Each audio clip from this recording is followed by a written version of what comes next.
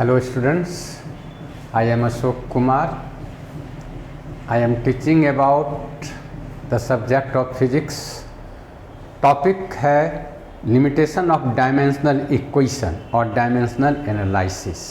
इसके पिछले क्लास में हम what is dimensional equation and what are the use of different use of dimensional equation. तो उसमें हम बताए थे तुम लोग को कि डायमेंशनल इक्वेशन का कितना प्रॉपर्टी है। थोड़ा सा हम रिवीजन कर लेते हैं। डायमेंशनल इक्वेशन के प्रॉपर्टी के लिए हमने एक ट्रिक बताया था, ठीक है। उसमें उस ट्रिक के अनुसार डायमेंशनल इक्वेशन का 7 प्रॉपर्टी हमने दिया था। तो आज हम उसके लिमिटेशंस को लेके चल रहे हैं, कहाँ कहाँ डायमेंशनल इक्वेशन फेल हो जाता है, ठीक है। जैसे था कपूर, KAPUR, K से correctness. Using dimensional equation we can find the correctness of any given equation. लेकिन बहुत सारा इक्वेशन ऐसा होता है जिसमें कि ऐसा सभी टर्म होता है जिसका डायमेंशन है ही नहीं, तो वैसी स्थिति में उसके करेक्टनेस को हम चेक नहीं कर सकते हैं। दूसरी बात, अगर उस इक्वेशन में ट्रिग्नोमेट्रिकल फंक्शन है तो भी हम चेक नहीं कर सकते हैं। तीसरी बात, अगर उस इक्वेशन के न्यूमेरिकल वैल्यू में कोई डिफेक्ट है तो भी उस इक्वेशन के करेक्टनेस को चेक नहीं किया जा सकता है। जैसे है तुम्हारा S equal to UT plus half AT square. This equation is correct, theoretically भी करेक्ट है और डायमेंशनल मेथड के प्लेटफॉर्म से भी ये करेक्ट है। But if in place of half there is other numerical value, मान लो कि 8 है, then from the platform of dimensional equation this equation is correct but theoretically this equation is wrong। तो यहाँ दिक्कत क्या हुई? दिक्कत ये हुई कि डायमेंशनल मेथड का ये लिमिटेशन है। लिमिटेशन ये है कि अगर किसी भी इक्वेशन के न्यूमेरिकल वैल्यू में कोई एरर है तो डायमेंशनल इक्वेशन उसको चेक नहीं कर सकता है, ये भी नहीं बता सकता है कि कहाँ पर ये एरर है। और अगर न्यूमेरिकल वैल्यू के स्थान पर कोई और एरर है तो ये बता देगा कि कहाँ गड़बड़ी है। जैसे मान लो कि S equal to UT plus half T square दिया हुआ है, ठीक है। तो you know about this equation, इस इक्वेशन के बारे में तुम जान रहे हो, और अगर तुम जान रहे हो तो तुम समझ ही रहे हो कि यहाँ पर A यानी एक्सेलरेशन छुटा हुआ है। थोड़ा देर के लिए तुम मान लो कि you are unknown about this equation, तुमको नहीं पता है इस इक्वेशन के बारे में। अब तुम डायमेंशनल मेथड से कैसे पता लगाओगे कि यहाँ पर क्या गलतियाँ हैं, ठीक है। मतलब यहाँ पर मिसिंग टर्म है या नहीं है, तो ये हम पता लगा सकते हैं। जैसे मान लो इसी इक्वेशन को हम चेकअप करते हैं, तो according to theorem of homogeneity जो डायमेंशनल इक्वेशन इसका होगा वही इसका भी होगा, वही इसका भी होगा, ठीक है। तो हम चेक करते हैं, पहले हम इस फैक्टर को चेक करते हैं। तो हम लिखेंगे according to theorem of homogeneity क्या होगा? हाफ T स्क्वायर का dimensional equation should be S का डायमेंशनल इक्वेशन, अगर ये सही है तब। लेकिन ये सही तो नहीं है, क्योंकि टाइम स्क्वायर यहाँ T है, यहाँ S के स्थान पर L होगा। ये ऐसे ही देखने में सही नहीं है। तो आखिर सही नहीं है तो फिर क्या रॉन्ग है इसके साथ। मान लो कि जो फैक्टर नहीं आ रहा है दैट फैक्टर इज एक्स, तो हम लेंगे, मतलब we are going to find the factor which is not introduced with this part, है ना। मान लो कि x छुटा हुआ है, ठीक है, तो हम चेकअप करते हैं कि x का वैल्यू क्या होगा, ये x हो गया, तो x बराबर क्या हो जाएगा, x equal to s, numerical value को छोड़ के लिखना है s बाय टी स्क्वायर, यानी s का l, टी स्क्वायर का टी स्क्वायर, यानी l t पर power -2, means x is equivalent to l to पर -2, दैट इज एक्सीलरेशन। मतलब ये हुआ कि ये इक्वेशन करेक्ट नहीं है, और ये इक्वेशन में एक मिसिंग पार्ट है यहाँ पर एक्सेलरेशन। तो मिसिंग पार्ट को हम पता लगा सकते हैं इस डायमेंशनल इक्वेशन से, लेकिन अगर यहाँ पर कुछ मिस कर रहा है तो उसको हम फाइंड आउट नहीं कर सकते हैं, ठीक है। In brief, we cannot find the numerical, we cannot find the correctness of any given equation having any fault in its numerical value, or if there is any fault in inside its physical term, then that deficiency can be checked out। अगर इसके physical term में कहीं कोई लैकनेस है, छुटा हुआ है, तो उसको हम इस मेथड से चेकआउट कर सकते हैं, ठीक है, पहली बात। दूसरी बात ये हुई, ये पहला लिमिटेशन हुआ। दूसरा लिमिटेशन ये हुआ कि यूजिंग डायमेंशनल इक्वेशन या using dimensional analysis you can find the equation of any given term. For example, जैसे अगर हमको ये दिया हुआ है f equal to m into a, तो इस इक्वेशन को हम डिराइव कर सकते हैं if we are provided that the functional term, जैसे f के साथ m और a है तो इसको फंक्शनल टर्म कहेंगे। अगर फंक्शनल टर्म दिया हुआ है तो हम फोर्स का इक्वेशन निकाल सकते हैं, ठीक है। लेकिन अगर तुमको कहे कि s equal to U T plus half A T square या v स्क्वायर बराबर u स्क्वायर प्लस 2as या v बराबर u प्लस ए टी, तो इस इक्वेशन को अगर इस्टेब्लिश करना रहे डायमेंशनल मेथड से तो नहीं कर सकते हैं। ये इक्वेशन सही है या गलत है पता लगा देंगे, या इस इक्वेशन में किसी भी पार्ट में कोई मिसिंग टर्म है तो हम पता लगा सकते हैं, ठीक है। कोई न्यूमेरिकल वैल्यू में गड़बड़ी है तो उसका पता नहीं लगा सकते हैं। दूसरी बात कि इस इक्वेशन को हम इस्टेब्लिश नहीं कर सकते हैं। जैसे मान लो कि तुमको दे दिया फोर्स का फंक्शन मास और एक्सेलरेशन है, तो तुम इसको इजीली डिराइव कर सकते हो।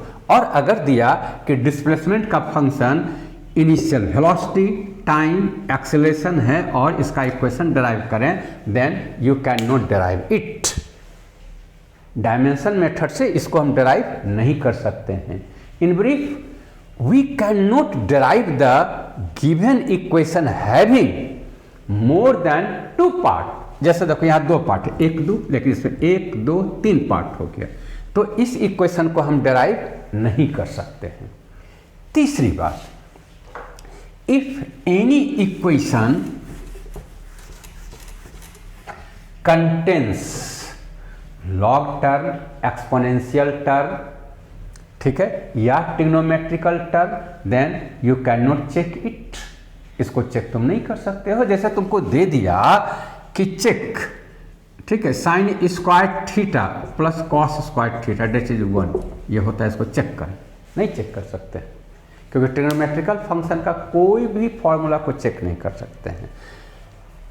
अगला लिमिटेशन ये है कि जैसे दिया हुआ है फंक्शन, फोर्स का फंक्शन दिया हुआ है मास इनटू एक्सेलरेशन, या कोई भी तार को तुम खींच के छोड़ दो, जैसे सितार, बेंजो, इस सब में में होता है कि तार को खींच के छोड़ते तो साउंड निकलता है।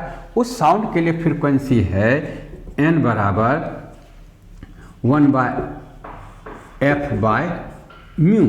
1/12√f/μ। क्या वो फैक्टर हो गया? 1 2 3। तो ये सब इक्वेशन को हम डायमेंशन मेथड से डिराइव कर सकते हैं। But if the given term has function more than 3 functions, अगर इसके पास 3 से ज़्यादा फंक्शन है तो हम इस इक्वेशन को डिराइव नहीं कर सकते हैं, मतलब इस इक्वेशन को हम इस्टेब्लिश नहीं कर सकते हैं। ठीक है, all these are the limitations associated with the dimensional equation. ठीक है, स्लाइड में दिया हुआ, तुम देख सकते हो वहाँ भी। ओके, नहीं कुछ जरूरत नहीं है। ठीक है, तो ये सब हुआ। अब एक चीज और, जब तुम न्यूमेरिकल बनाओगे तो उस स्थिति में जैसे दिया हुआ है, मान लो कि वेलोसिटी यानी v, okay, v equal to मान लो कि दिया हुआ है s by x square plus Y square. अब इसको चेक करना है either this equation is correct और नॉट। तो यहां पर ध्यान दो, डायमेंशनल मेथड में distance square minus distance square बराबर डिस्टेंस स्क्वायर लिया जाता है। जैसे X square minus x square या माइनस वाई स्क्वायर, ये भी डिस्टेंस है, तो हम डिस्टेंस स्क्वायर लेके चलेंगे। ये नहीं कि अलग x square minus Y square को जीरो कर देंगे, या मान लो x square minus x square को जीरो कर देंगे। डायमेंशन ये एनालिटिकल मेथड में जीरो हो जाएगा, बट डायमेंशनल मेथड में x square minus x square बराबर एक्स स्क्वायर लिखेंगे। उसी ढंग से x square plus x square बराबर एक्स स्क्वायर लिखेंगे। ये सब लिमिटेशन है। जब तुम न्यूमेरिकल सॉल्व करोगे तो ये सब ध्यान में रखना पड़ेगा। ठीक है, ओके। तो all these are the properties of dimensional equation and limitation. एक बार फिर हम बता दें, देखो कपूर KAPUR, ये मेरा ट्रिक है याद रखने के लिए। कपूर के से करेक्टनेस, यहाँ ध्यान देना, हालांकि करेक्टनेस C से शुरू होता है, के से शुरू नहीं होता है, लेकिन प्रोनाउंसिएशन के अनुसार करेक्टनेस क से होता है। याद दिलाने के लिए ये है। ठीक है, के से correctness, using dimensional equation we can find the correctness of any given equation. A से एसोसिएट या एसोसिएटेड है ना, any given term can be associated with two or more any type of two or more physical term. P से power, the power of any factor of given equation can be derived using this dimensional equation. U say unit and unknown term. Using dimensional equation we can find the unit of any physical term, or using dimensional equation we can find the unknown term of a given equation. R से relation, जैसे कोई term दिया हुआ है, वो किस term के साथ इसका रिलेशन होगा, किसके साथ इसका रिलेशन नहीं होगा। ठीक है, ये भी पता लगा सकते हैं। एक और इसका यूज है जिसका कि अब यूटिलाइज नहीं होता है, जैसे है कि फोर्स का एसआई सिस्टम में यूनिट है न्यूटन, और एसआई सिस्टम में हो गया, और सीजीएस सिस्टम में है डाइन। तो न्यूटन और डाइन के बीच क्या रिलेशन है? ठीक है, इस रिलेशन को हम डायमेंशनल मेथड से चेक पता लगा सकते हैं। उसी ढंग से जैसे वर्क है, वर्क का हो गया एसआई सिस्टम में जूल और सीजीएस सिस्टम में अर्ग। तो इस दोनों के बीच क्या रिलेशन है? यूनिट के मेथड से भी पता लगा सकते हैं, डायमेंशनल मेथड से भी पता लगा सकते हैं। तो अब ये आउटडेटेड प्रॉपर्टीज है, इसलिए इस पर अब तुमको क्वेश्चन नहीं पूछा जाएगा। ओके, इसलिए हम इस पर ज़्यादा टाइम लॉस नहीं कर रहे हैं, हम अब आगे बढ़ते हैं। डायमेंशन और डायमेंशनल इक्वेशन के बाद तुम्हारे सिलेबस के अनुसार वेक्टर है, जो कि ऑलरेडी हमारे दूसरे मित्र तुमको पढ़ा रहे हैं, और उसके बाद आता है लीनियर डायनामिक्स, ऑलरेडी वेक्टर के बाद वो टेकअप करेंगे। इसके बाद तब आता है रोटेशनल डायनामिक्स। ठीक है, तो हम अगला टॉपिक रोटेशनल डायनामिक्स को टेकअप कर रहे हैं। टॉपिक हो गया रोटेशनल डायनामिक्स।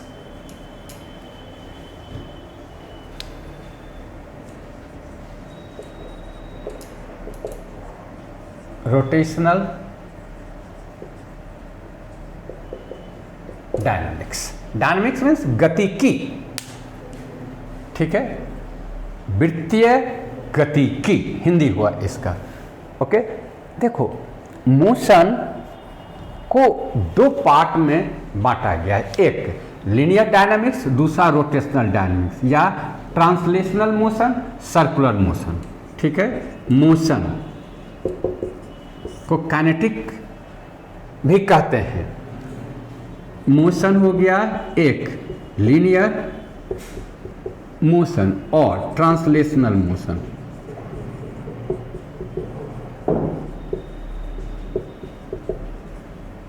ए बी में रोटेशनल मोशन,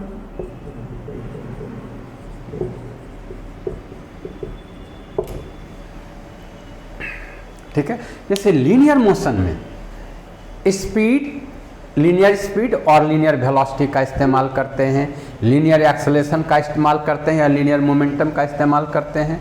ठीक है, अब रोटेशनल मोशन में रोटेशनल मोशन या रोटेशनल स्पीड बोलेंगे, लेकिन रोटेशनल वेलोसिटी नहीं बोला जाता है। अब सवाल उठता है क्यों नहीं रोटेशनल वेलोसिटी बोलेंगे? जैसे लीनियर मोशन को लीनियर स्पीड या लीनियर वेलोसिटी भी बोलते हैं, तो फिर रोटेशनल मोशन को रोटेशनल स्पीड तो बोल सकते हैं, लेकिन रोटेशनल वेलोसिटी क्यों नहीं बोल सकते हैं, ये सवाल आता है।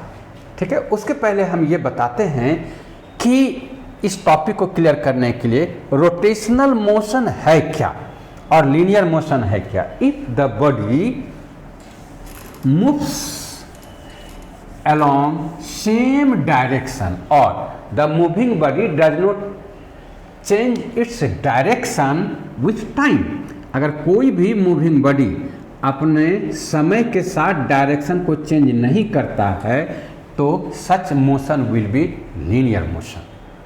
ठीक है, और इससे कनेक्टेड जो एक्सेलरेशन होगा उसको लीनियर एक्सेलरेशन कहेंगे, इसका जो मोमेंटम होगा लीनियर मोमेंटम कहेंगे, है ना। और हम बताते चलें कि तुम 9th क्लास में पढ़े हो न्यूटन्स लॉ ऑफ मोशन, तो याद करो न्यूटन्स का फर्स्ट लॉ ऑफ मोशन कहता है if body is in rest then it will try to remain always in rest. मतलब अगर वस्तु स्थिर है तो हमेशा चाहेगा कि स्थिर ही रहें। ठीक है, कब तक? जब तक कि कोई एक्सटर्नल फोर्स इसको डिस्टर्ब नहीं करता है। दूसरा है, उसी का दूसरा पार्ट है if the body is in linear motion. यहां पर ध्यान देना, सर्कुलर मोशन नहीं, लीनियर मोशन। ठीक है, if the body is in linear motion then it will try to always remain in linear motion. अगर बॉडी लीनियर मोशन में है तो हमेशा ये लीनियर मोशन में ही रहना चाहेगा। कब तक? Until external force does not disturb it, जब तक कि बाहरी बल इसको डिस्टर्ब नहीं करता है। ठीक है, अब अगर आता है, ये तो लीनियर मोशन की बात हुआ, अगर लीनियर मोशन है तो it will try to remain always in linear motion. This property of body is called inertia. Inertia, इसी कारण से इस नियम को, न्यूटन के गति के पहले नियम को लॉ ऑफ इनर्शिया भी कहा जाता है। ठीक है, फिर से हम बताते हैं what is inertia. If the body is in rest और इन लीनियर मोशन, यहां पर सर्कुलर मोशन नहीं देना है। If body is in rest और इन लीनियर मोशन, अगर वस्तु रेस्ट में है या लीनियर मोशन में है, then it will always try to remain in rest और लीनियर मोशन। कब तक? जब तक कि कोई बाहरी बल इसे डिस्टर्ब नहीं करे। तो ये तो बॉडी का प्रॉपर्टी हो गया, ठीक है। ये प्रॉपर्टी सभी बॉडी में पाया जाता है, तो इसी प्रॉपर्टी को इनर्शिया कहते हैं, ठीक है।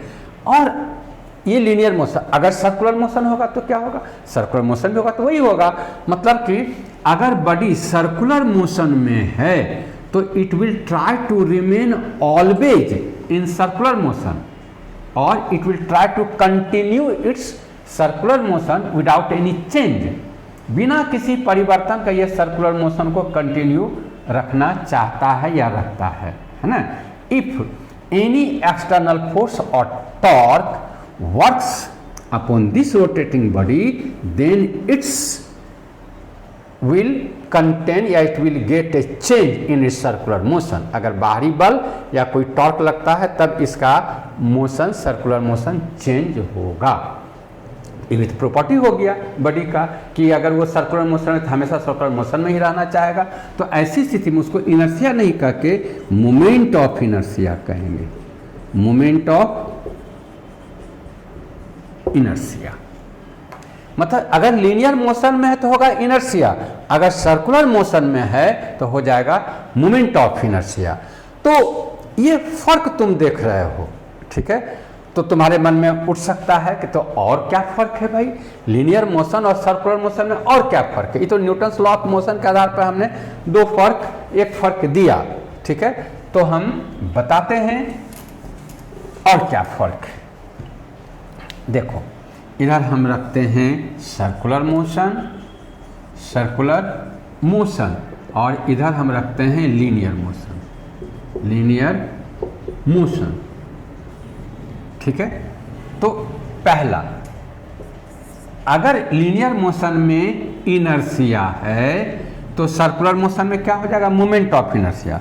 दूसरा, अगर लीनियर मोशन में मोमेंटम है या लीनियर मोमेंटम भी इसको कह सकते हो, तो वही सर्कुलर मोशन में हो जाएगा moment of momentum, moment of momentum. उसी ढंग से तीसरा, अगर लीनियर मोशन में एक्सेलरेशन है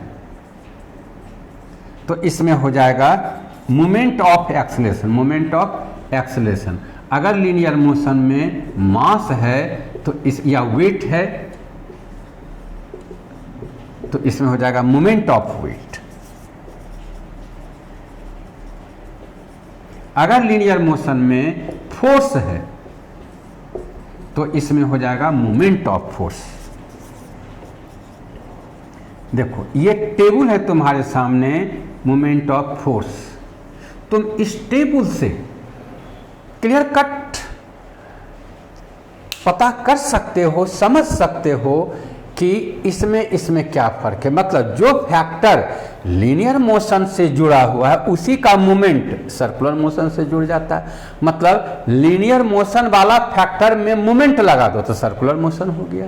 जैसे इनर्शिया, इसमें मोमेंट लगा दे तो हो गया सर्कुलर मोशन के लिए। मोमेंटम में मोमेंट लगा दिया, एक्सेलरेशन में मोमेंट लगा दिया, वेट में मोमेंट लगा दिया, फोर्स में मोमेंट लगा दिया, ठीक है। तो व्हाट इज मोमेंट, यहां से तुम मोमेंट को क्लियर कर सकते हो, ठीक है। तो मोमेंट, अगर तुमसे कोई कहे कि मोमेंट क्या है भाई, ठीक है, देखो मोमेंट का हिंदी होता है क्षण, ठीक है। इस मोमेंट में हमने ये काम किया, इस क्षण हमने ये काम किया, but in this case moment is taken in other sense, ठीक है। वो क्या है भाई, वो देखो है कि मोमेंट को अगर डिफाइन करना है इस प्लेटफॉर्म, इस टेबल के आधार पर मोमेंट का फोर्स डिफिनेशन होगा। सच factor which defines the property of circular motion is called moment। जैसे इनर्शिया अगर कहते हो तो इनर्शिया लीनियर मोशन के प्रॉपर्टी को डिफाइन करता है, लेकिन उसी में अगर मोमेंट करते तो मोमेंट ऑफ सर्कुलर मोशन के प्रॉपर्टी को डिफाइन करता है। Moment of momentum circular motion के, मतलब all factor which is connected with movement will be associated with circular motion। वो सभी फैक्टर जिसके साथ मूवमेंट लग गया उस सर्कुलर मोशन का बपौती हो गया, ठीक है। वो जब भी होगा तो सर्कुलर मोशन के ही खेमा में होगा, उस लीनियर मोशन के खेमा में जा नहीं सकता, ठीक है। तो जब भी तुम न्यूमेरिकल बनाते हो, न्यूमेरिकल बनाते समय किसी भी क्वेश्चन में मूवमेंट शब्द आ जाता है तो तुम इमीडिएट समझो कि this question is associated with circular motion. ठीक है, अब आते हैं कि सर्कुलर मोशन और लीनियर मोशन में फर्क क्या है। ये तो तुम प्रॉपर्टी के आधार पर इस फर्क को तुम देख रहे हो। ठीक है, अब क्या और कोई डिफरेंस है? ठीक है, तो वो देखते हैं हम। इस सारा चीज तुमको पढ़ना है इस चैप्टर में। ठीक है, आज हम इसका इंट्रोडक्शन दे रहे हैं, इसलिए स्लाइड इसका नहीं बना है। जो टॉपिक तुमको पढ़ना है अगला स्लाइड में डिस्प्ले हो जाएगा। ठीक है, ये सब सारा फैक्टर तुम ऑलरेडी 9th या 10th क्लास में पढ़ चुके हो। ठीक है, अब देखो लीनियर मोशन और सर्कुलर मोशन में बेसिक डिफरेंस क्या है, क्यों लीनियर मोशन लीनियर वेलोसिटी होता है, सर्कुलर मोशन या सर्कुलर वेलोसिटी क्यों नहीं होता है। सर्कुलर मोशन तो होता है लेकिन सर्कुलर वेलोसिटी क्यों नहीं होता है, यहाँ ध्यान देना। देखो लीनियर मोशन और सर्कुलर मोशन, देख लीनियर मोशन में डायरेक्शन सेम होगा, व्हाट एवर सर्कुलर मोशन। देखो अगर बॉडी सर्कुलर मोशन में है तो हर पॉइंट पर इसके वेलोसिटी का डायरेक्शन टेंजेंट की ओर होगा। ये सर्कुलर मोशन का प्रॉपर्टीज। क्या प्रॉपर्टीज है कि द वेलोसिटी, देखो लीनियर वेलोसिटी नॉट सर्कुलर, हम यहाँ पर सर्कुलर मोशन में लीनियर वेलोसिटी को जोड़ रहे हैं। देखो किसी भी सर्कुलर मोशन के किसी भी पॉइंट पर बॉडी का लीनियर वेलोसिटी टेंजेंट की ओर होता है। तो बेटा टेंजेंट तुम जानते हो, टेंजेंट एक पॉइंट पर हमेशा एक ही होता है। What do you mean by tangent? Tangent होता है वह लाइन जो रेडियस के साथ परपेंडिकुलर हो। तो किसी भी लाइन पर परपेंडिकुलर तो एक ही होगा, दो परपेंडिकुलर तो हो नहीं सकता है, इसलिए किसी भी बिंदु पर वेलोसिटी एक ही होगा। ठीक है, अब सवाल उठता है वेलोसिटी दो क्यों नहीं होगा? तो velocity is a vector term. ठीक है, वेक्टर टर्म के लिए हमने तुमको एक सिंपल सा एग्जाम्पल याद रखने के लिए ट्रिक दिया था, है ना, DAV फॉर्म। D से डिस्प्लेसमेंट, A से एक्सेलरेशन, V से वेलोसिटी, FR से फोर्स, M से मोमेंटम। ये 5 टर्म है जो तुम 9th 10th में पढ़े हो। All these are vector term. DAV form याद रहेगा तो इसका एग्जाम्पल याद रखने में आसानी रहेगी। चलो हम बता रहे थे कि ये किसी भी सर्कुलर पाथ के किसी भी बिंदु पर वेलोसिटी टेंजेंट की ओर होता है। ठीक है, और चूंकि टेंजेंट मीन्स रेडियस के साथ जो परपेंडिकुलर होता है वही टेंजेंट कहलाता है। तो किसी भी पॉइंट पर एक ही टेंजेंट हो सकता है, दो टेंजेंट नहीं रहता है। तो चूंकि यहाँ पर एक ही टेंजेंट होगा इसलिए वेलोसिटी एक ही होगा। अब अगर हम दूसरे पॉइंट पर लेते हैं तो यहाँ टेंजेंट का डायरेक्शन बदल गया। ठीक है, इस पॉइंट पर टेंजेंट का डायरेक्शन ये है तो अगला पॉइंट पर टेंजेंट का डायरेक्शन बदल जाएगा। ओके, तो यहाँ पर टेंजेंट का डायरेक्शन बदल गया, मान लो यही भी है तो ये भी स्पीड होगा, क्योंकि वेक्टर का ये प्रॉपर्टी, जितना भी टाइप का वेक्टर है सबका ये प्रॉपर्टी है कि अगर इसका डायरेक्शन चेंज करता है तो वैल्यू भी चेंज करेगा। तो अगर यहाँ पर वेलोसिटी मान लो कि 10 है तो यहाँ पर 10 वेलोसिटी नहीं होगा। ठीक है, फिर से सुनो, अगर इस बिंदु पर वेलोसिटी 10 है तो इस बिंदु पर वेलोसिटी 10 नहीं होगा। तो अब सवाल है कि अगर मान लो v बराबर 10, यहाँ v बराबर 10 लिखते हैं तो हम इसको क्या कहेंगे? तो स्पीड कहेंगे, क्योंकि स्पीड डायरेक्शन पर डिपेंड नहीं करता। हम कह सकते हैं कि यहाँ पर स्पीड 10 है, यहाँ भी स्पीड 10 है, यहाँ भी स्पीड 10 है, यहाँ भी स्पीड 10 है, यहाँ भी स्पीड 10 है, लेकिन हम ये कभी नहीं कहेंगे कि यहाँ पर वेलोसिटी 10 है तो यहाँ पर वेलोसिटी भी 10 होगा। इसको हम इसलिए बता रहे हैं कि जब इसके थ्योरी को हम एक्सप्लेन करेंगे तो वहाँ पर हम स्पीड लेके चलेंगे। हम बताएंगे, हम लिखाएंगे या लिखेंगे कि let a body rotating with constant speed 10 meter per second. वो कभी नहीं लिखेंगे हम लोग कि let a body is rotating with constant velocity. Velocity constant रह ही नहीं सकता है। तो अब सवाल उठता है कि अगर वेलोसिटी कांस्टेंट नहीं रह सकता है तो क्या कारण है? तो कारण सुनो, velocity is a vector term, और अगर वेक्टर टर्म है तो डायरेक्शन चेंज करेगा तो इसका वैल्यू अपने आप चेंज कर जाएगा। तब सवाल है कि तब क्या करेंगे वेलोसिटी को कांस्टेंट रखने के लिए? तब तुमको ये फोर्स लगाना पड़ेगा, है ना। अगर इस पॉइंट पर वेलोसिटी 10 रखना है तो ठीक है, मान लो कि 10 न्यूटन फोर्स लगाए। अब इस पॉइंट पर वेलोसिटी तुमको 10 ही रखना है तो फोर्स तुमको बदलना पड़ेगा। अगर फोर्स बदल रहे हो तब फिर वेलोसिटी का वैल्यू सेम रह सकता है, ठीक है। इसीलिए हम अब सवाल उठता है कि अगर कांस्टेंट वेलोसिटी नहीं लिख सकते हैं तो फिर इसके वेलोसिटी को हम डिफाइन कैसे करेंगे? तब फिर वहाँ पे हम लेंगे angular velocity. Angular velocity,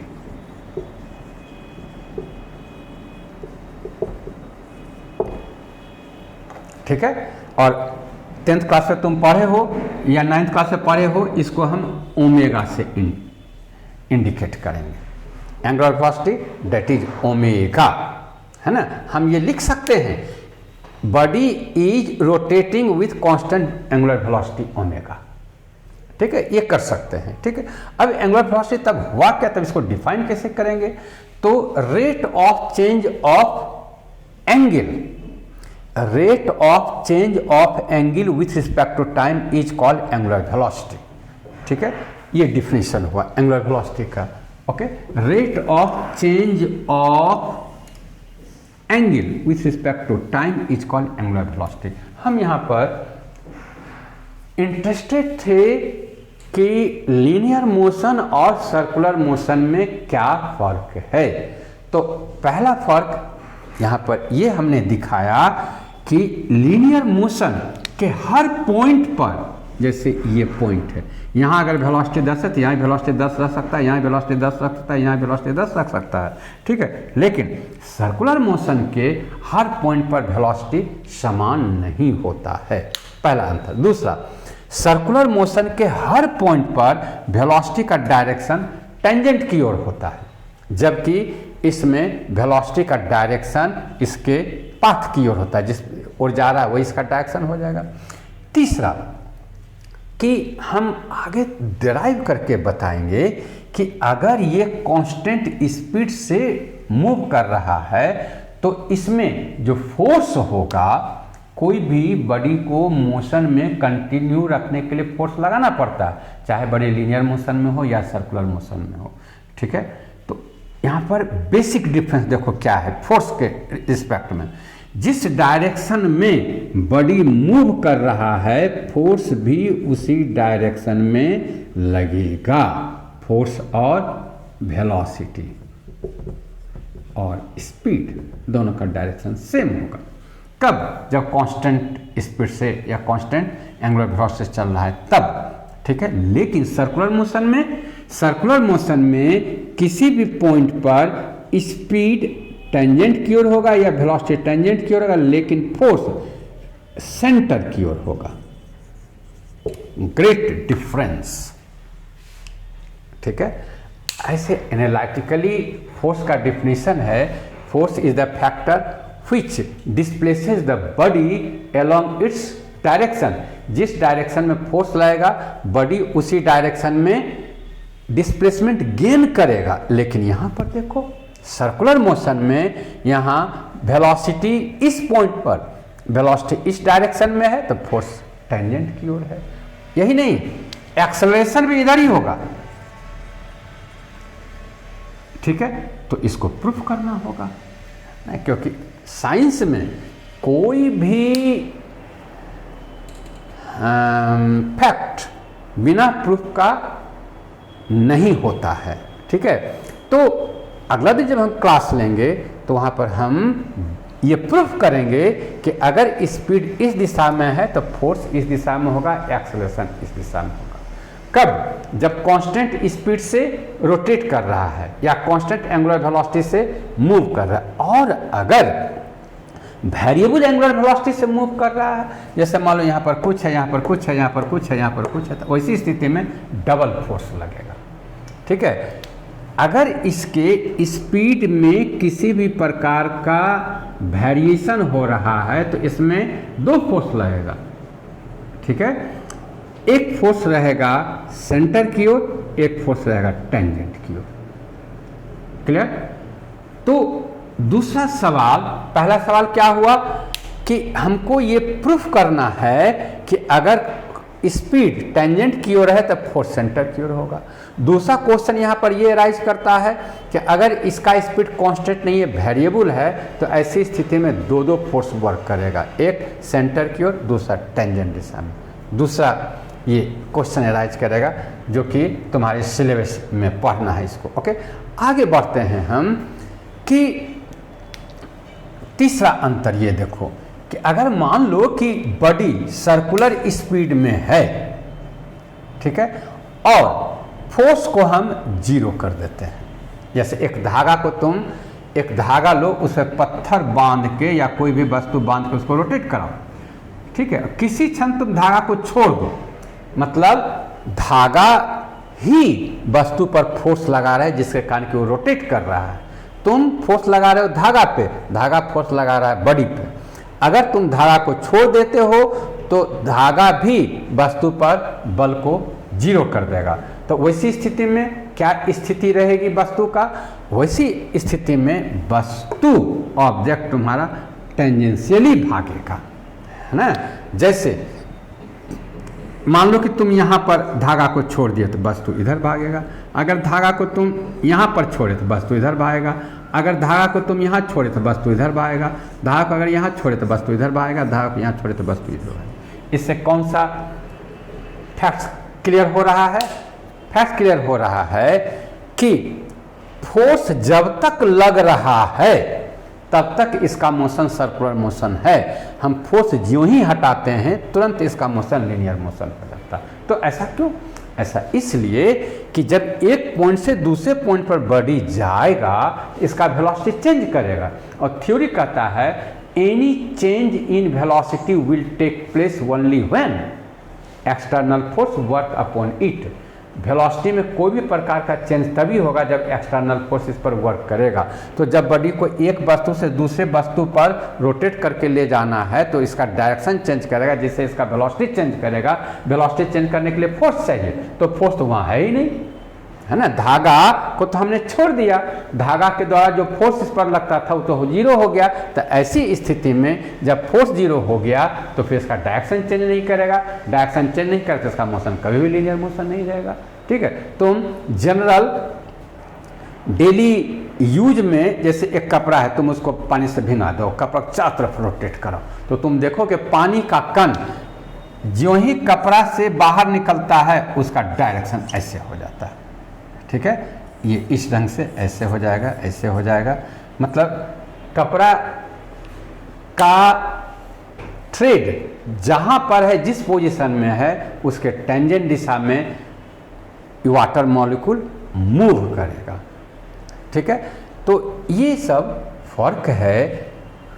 linear motion में देखो जिस डायरेक्शन में इसका स्पीड या वेलोसिटी है उसी डायरेक्शन में इसका एक्सेलरेशन भी होगा, लेकिन इसमें एक्सेलरेशन किधर होगा? टेंजेंट की ओर होगा।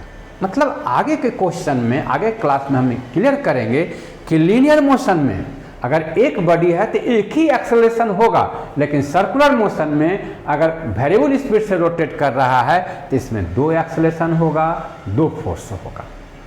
ठीक है, दोनों फोर्स अलग अलग होगा और उसको अगर कैलकुलेट करना है तो दोनों को अलग अलग ढंग से कैलकुलेट करना होगा। लेकिन लीनियर मोशन में दो फोर्स है, तीन फोर्स, जितना भी फोर्स है सभी फोर्स को जोड़ देंगे और इक्विवेलेंट फोर्स निकालेंगे और उसके अनुसार तब इक्विवेलेंट एक्सेलरेशन निकालना होगा। तो all these are the difference between linear motion and circular motion. ठीक है, सर्कुलर मोशन में तुम पढ़े हो एंगुलर वेलोसिटी। ठीक है, अगर तुमको याद होगा 9th क्लास के सिलेबस से, तो एंगुलर वेलोसिटी को ओमेगा से इंडिकेट करते हैं। ओमेगा का 4 फॉर्मूला तुम 10th क्लास में पढ़े होगे। 9th क्लास में omega equal to theta by T, omega equal to 2 pi N, N frequency है। ठीक है, थीटा है angle rotated during time T, N omega बराबर वी बाय आर, आर हो गया रेडियस। ठीक है, और ओमेगा बराबर 2 पाई बाय टी, टी हो गया टाइम पीरियड। ठीक है, ये 4 फॉर्मूला है।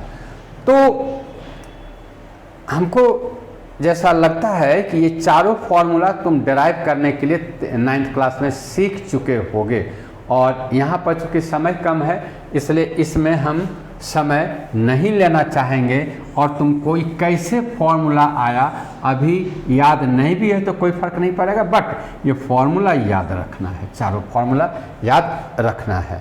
ठीक है, क्योंकि ये आगे के हर टॉपिक में, रोटेशनल डायनामिक्स से एसोसिएटेड हर टॉपिक में ये चारों फॉर्मूला जहाँ तहाँ यूज होता रहेगा। ठीक है, इसके बाद तब आता है कि ये फोर्स अगर बॉडी कांस्टेंट स्पीड से रोटेट कर रहा है तो हमने बताया कि एक फोर्स लगेगा, वो टेंजेंट की ओर होगा। ठीक है, तो नेक्स्ट क्लास में हम यही बताएंगे कि why it requires always a force और what will be the equation of such force. ठीक है, उस फोर्स का इक्वेशन होगा mv स्क्वायर बाय आर, है ना। What will be the direction of this force, ठीक है, and what will be the acceleration due to this force. ठीक है, तो all this questions will be cleared in the next class and next Friday, अगर समय इजाज़त दिया तब। ओके, थैंक यू बेटा।